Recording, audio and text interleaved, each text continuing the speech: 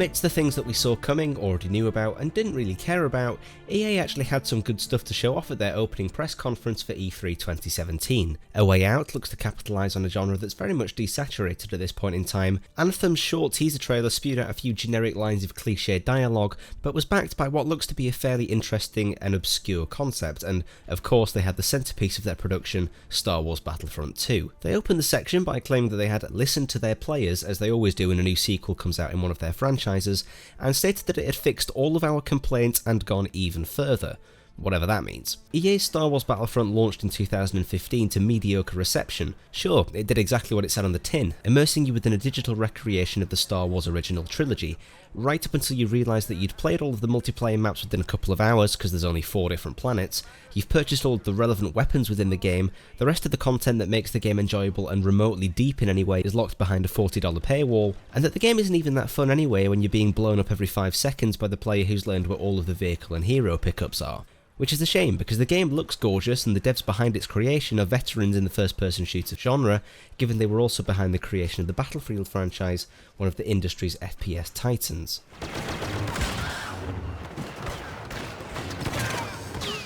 Before sitting down to watch what will be the first of many E3 press conferences, I wrote myself a checklist of the things that I wanted to see from Star Wars Battlefront 2 in order for it to have my utmost sincere attention.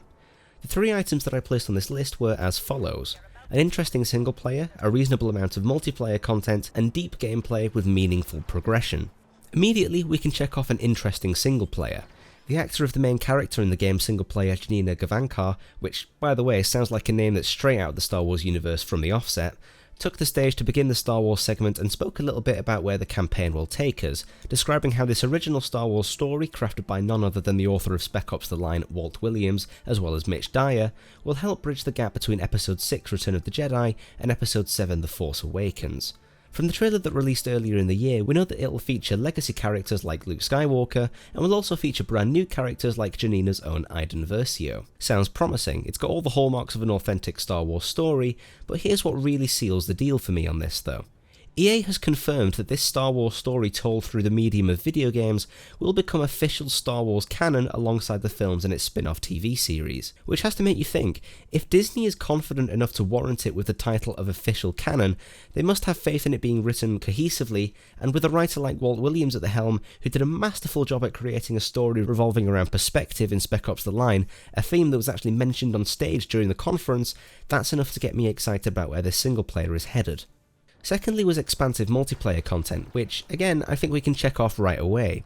We knew from information released at Star Wars Celebration a few months previously that Battlefront 2 wouldn't be limited to just one Star Wars era like its younger brother. Instead, we'd get access to content based on all 3 eras of the Star Wars saga, the prequels, the original trilogy, and the new sequels. Say what you will about the prequel films, we can all agree that they weren't a high point for the Star Wars franchise, but what you can't deny is that they did wonders for fleshing out the fantastical world of Star Wars, introducing a plethora of new characters, exploring new worlds, and spawning a variety of spin-off TV shows that further the expansive universe even further. Encompassing multiple eras within its content boundaries was exactly what happened with 2005 Star Wars Battlefront 2, which is often praised for offering what many consider to be the best online Star Wars experience to date. Allowing content to spill out into these extended eras means that hopefully we'll have much more varied maps to play on, multiple new weapon models, and more hero characters to play with, making each match all the more varied. That's one of the things that I can confidently say about EA's first take on Battlefront. I don't think that I will be able to distinguish certain matches from each other like I can with other games like, say, Overwatch, Battlefield, Rainbow Six Siege, because the limited maps, modes, weapons, heroes make back-to-back matches so similar to each other,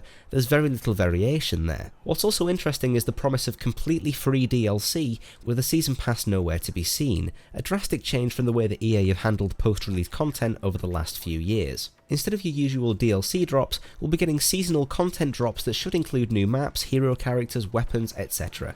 Each season will have its own theme, just like any normal DLC would, so you can expect things like a Last Jedi drop when Episode 8 finally comes out in December. maybe even some content themed around the new Han Solo story that's slated for May 2018, and maybe even some Star Wars Rebels tie-ins, who knows? The game's encompassing all eras of Star Wars, so it's difficult to say where they'll draw the line when it comes to developing new multiplayer content. A controversial argument that spawned from all this multiple era content coverage is whether players agree on having content available between each era, with the gameplay showcase at EA Play allowing players to use Rey from Episode 7 to fight against Darth Maul from Episode 1. Many believe this to be a deal breaker for them as it breaks their immersion. However, the other side of the argument is that having cross-era content allows the developers to properly balance gameplay systems without having to limit certain content to certain maps. It's a pretty big rabbit hole to dive down if you want to completely lay out the argument, so I won't go into it in detail here, but I do plan on releasing a video regarding this topic in the near future, so make sure you subscribe to see that. The final item on my list was one that I thought to be the most important to me, as lackluster progression and oversimplified mechanics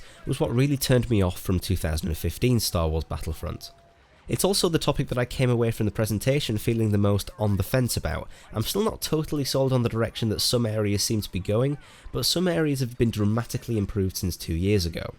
We'll start with battle points, DICE's replacement for the old pickup system. If you want to spawn in with a vehicle with special equipment or as a hero character, you now need to spend this new currency battle points to unlock their one-time use. You can earn these battle points by simply playing the game. Every action you carry out during the match that benefits your team will earn you the currency, whether that be earning kills, providing heals, playing the objective, getting assists. Literally everything that earns you score will earn you battle points alongside it. You can then spend those battle points on the use of vehicles, special equipment or hero characters on the spawn menu, all of which cost varying amounts of battle points depending on their level of power. Obviously the hero characters will cost more than the use of a starfighter, for example. I don't believe that the prices for these items were final in the gameplay shown at E3, in fact it was confirmed by a developer at EA Play that the balancing for the game in general was all over the place for the showcase, although I don't have a source for that information so I can't be sure on its credibility, although it makes sense that they would want to amp everything up to 11 for the gameplay showcase just to give everybody a bit of eye candy to get excited over. I'm much more in favour of this battle point system over the pickup system. This way players are rewarded for actually participating in the game rather than being awarded for sitting out of the action waiting for the pickup to spawn. Other mechanics are making a return this time around too. Star cards are still here, and there's still a small reload minigame for when your weapon overheats. Not entirely sure how I feel about keeping those two features. I wasn't overly keen on either of them in 2015's release, although I think that with some balancing tweaks, star cards could work nicely, and I can't really think of an alternative reload system that would fit nicely into the Star Wars universe, since we never really see anybody reloading their weapons throughout the franchise. In all honesty, I just don't want to see the same explosive spam that we saw last time with ridiculously small cooldown timers on a large number of explosive cards that were available to players. Nothing turns you off more than constantly being blown up by a player that's constantly lobbying thermal detonators with large blast radiuses at your feet.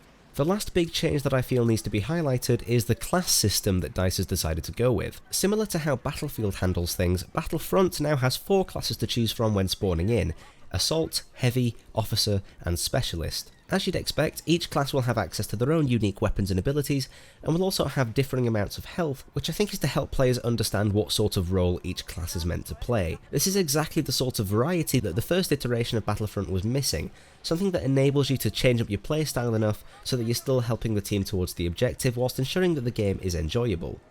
So having laid everything out that Star Wars Battlefront 2 has to offer in this video, I think I'm pretty optimistic about this one. I think DICE needs to be careful with how they handle some of the game's subsystems, the balancing of star cards needs to be watched very closely in my opinion, and the gunplay also needs to take more skill than simply holding down the trigger and hoping for the best, like most of the encounters seemed to play out last time. Other than those concerns, I think that this release could be something pretty special, and I can see myself really getting into something like this, especially with the extended support of free DLC.